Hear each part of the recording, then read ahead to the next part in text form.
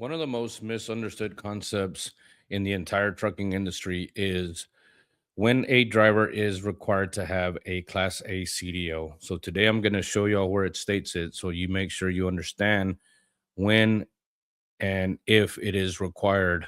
So what we're going to do is we go to the federal regulations, and I'm going to show you here on the ECFR, or if you wanted to look it up in your FedReg book in your office, or if you have one in the truck, you could also find it here. Where we're going to go to is part 383, which is the CDL chapter in FMCSA. And I want to show y'all something really quick because it's important to note. In 383.3 here, the applicability says the rules in this part apply to every person who operates a commercial motor vehicle in interstate, foreign, and intrastate commerce, to all employers of such person and to all states.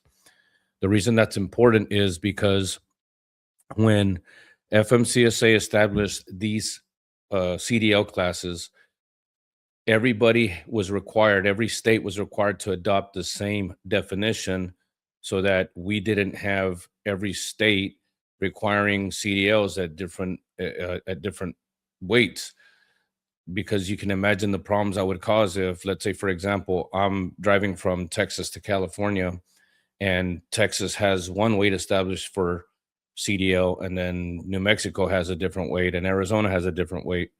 And the reason that all the states were required to do it is because we don't have a federal CDL like they do in Mexico.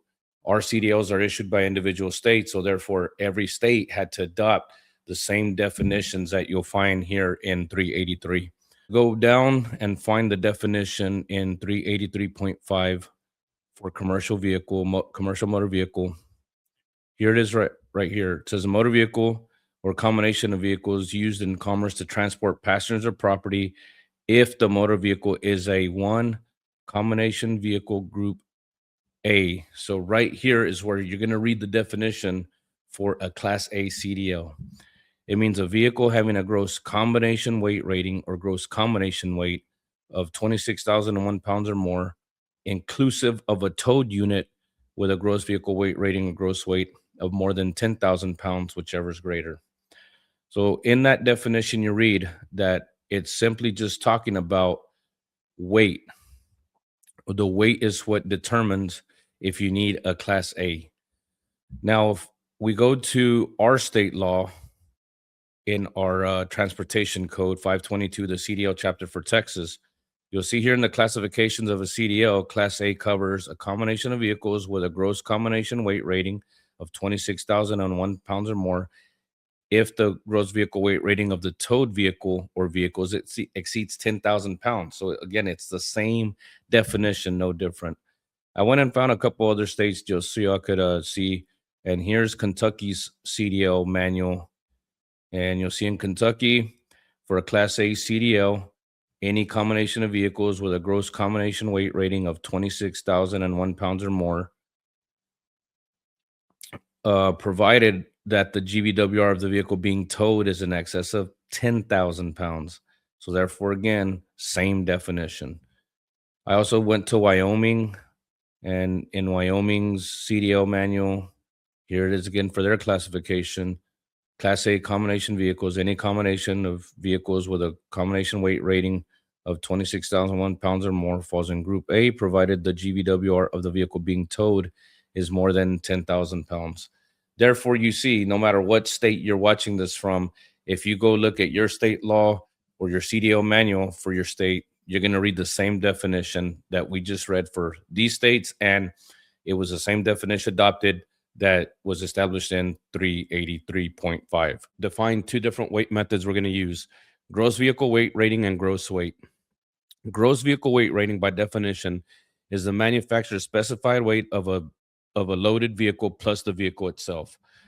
That number that's stamped on the side of the door, on the truck door of your power unit door, that just simply means that whatever manufacturer made that vehicle, that's what they would estimate that the vehicle would weigh at its max capacity plus the vehicle itself. And then you have the same thing on the trailer. Gross weight means how much the vehicle actually weighs. So those are two different numbers. Now, the gross vehicle weight rating is typically going to be higher than the gross weight. And the only way to get a gross weight is you have to be put on scales. In the definition where I talked about combination weight rating or combination gross weight, that's just talking about the truck and trailer combined.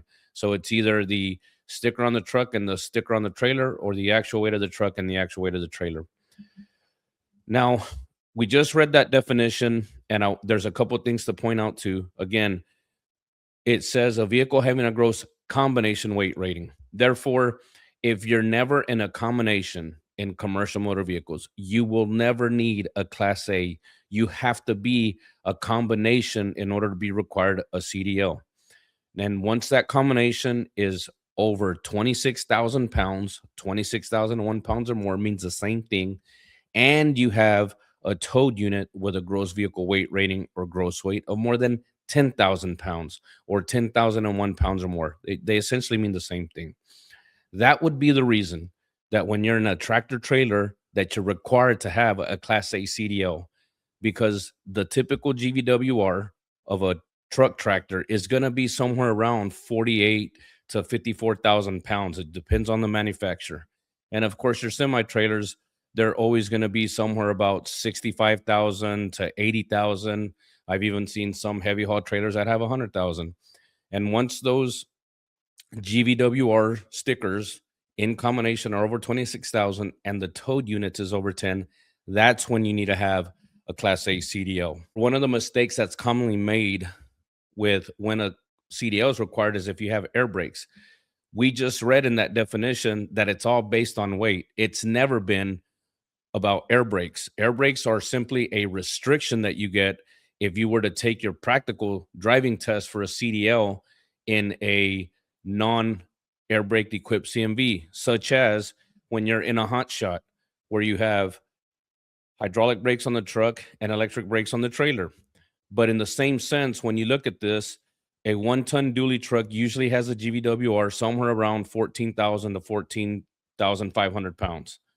And a typical 35 to 40-foot gooseneck with dual axle and dual tires on it is usually going to be somewhere around 20,000 pounds. Therefore, when I take this combination and it's over 26,000 pounds and the towed unit is over 10, I still need a Class A CDL, even in this hot shot combination, because it's solely been due to the weight, not the fact that you have air brakes. When you go take your practical test in this right here, you would simply have a restriction to not be able to operate a combination of commercial motor vehicles with air brakes because you didn't take your practical driving test in an air brake equipped CMV. That definition I just read is exactly what you're going to read in your state law wherever you're watching this from. So again, just to recap, if you're in a combination of commercial motor vehicles and the gross vehicle weight rating or gross weight of the combination is over 26,000 pounds, and your towed units gross vehicle weight rating or gross weight is over 10,000 pounds, that's when you need a Class A CDL. Thanks for watching.